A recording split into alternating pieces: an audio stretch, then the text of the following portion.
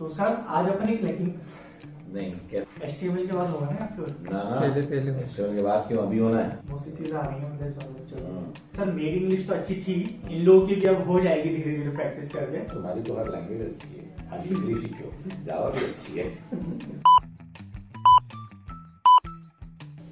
Hi guys, this is Sachin Kapoor from SC life and this is Syed Faizan Ali. And sir आज अपन एक language के बारे में बात करते हैं। Very good. कौन सी लैंग्वेज बताओ? जावा, पाइथन, सी, सी प्लस प्लस, बहुत कुछ है मेन्यू में। प्रोग्रामिंग नहीं, आज अपन इंग्लिश की बात करते हैं। इंग्लिश लैंग्वेज, इंग्लिश को लेकर क्या डाउट हो गया? सर बहुत सारे डाउट है, मेरे नहीं शायद इन सबके भी होंगे कि इंग्लिश कैसे इंप्रूव करें, इतनी इंग्लिश कम से कम हमें आना चाहिए। क्या बिल्कुल मुझे इंग्लिश स्पीकर बनने की आराम जरूरत से है? आराम से सुनो मेरी बात। ऐसा बिल्कुल जरूरी नहीं है कि आपको इंग्लिश स्पीकर बनने की जरूरत है अगर आप आईटी को टारगेट कर रहे हैं फ्रेंड्स। लेकिन हाँ, इंग्लिश एक यूनिवर्सल लैंग्वेज है और आप जब आईटी में जॉब के लिए जाएंगे तो आप देखेंगे आपकी मैक्सिमम मीटिंग्स, आपका पूरा डॉक्यूमेंटेशन, मैक्सिमम क्लाइंट कॉल्स आपके इंग्लिश में होंगे। तो आप इस लेवल पे तो हो इंग्लिश में कि कम से कम आप ये समझ पाएं सामने वाला क्या कह रहा है और उसे उसी सेंस में समझ पाएं जिस सेंस में वो कह रहा है। जैसे मैं एक छोटा सा एग्जांपल देता हूं, वो आपको बोलेंगे थ्रू ऑल थिक्स एंड थिन्स।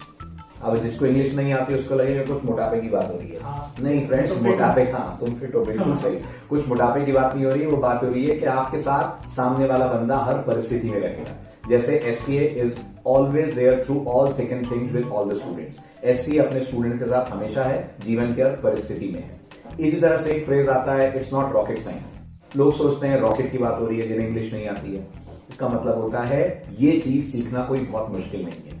जैसे लर्निंग टू कोड और learning programming is not a rocket science. Programming सीखना कोई मुश्किल बात नहीं है, आराम से आप इसको सीख सकते हैं अगर आप सही गाइडेंस को फॉलो करें।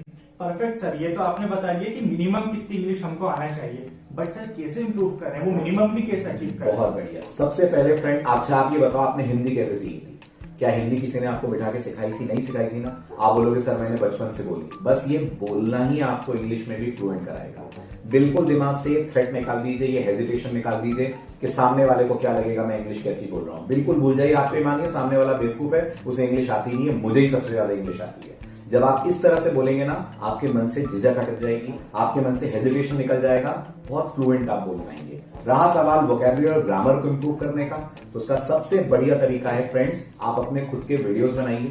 उन वीडियोस में आप इंग्लिश में अपना इंट्रोडक्शन दीजिए। अगर वो भी नहीं हो पा रहा है तो एटलीस्ट मिरर के सामने खड़े होकर अपने बारे में इंग्लिश में कुछ बोलिए। जब आप अपनी नजरों से नजरें मिलाएंगे ना, तो दुनिया की नजरों से नजरें मिलाने लायक आप हो जाएंगे। थोड़ी सी फिलोसॉफिकल बात है, लेकिन सोचिएगा बात बिल्कुल सही है। सर मेरी तो इंग्लिश ऑलरेडी अच्छी थी, अब शायद ये वीडियो देखने के बाद इन लोगों की इंग्लिश भी अच्छी हो जाएगी। I also hope so. मुझे भी ऐसा लगता है कि इस वीडियो को अगर आप फॉलो करें और मेरे दिए गए इंस्ट्रक्शंस या टिप्स को आप माने, डेफिनेटली आप इंग्लिश में इंप्रूव करेंगे। और इतनी इंप्रूव करिए कि आप अपने फ्यूचर एम्प्लॉय के एप्पल ऑफ द आई बन जाए।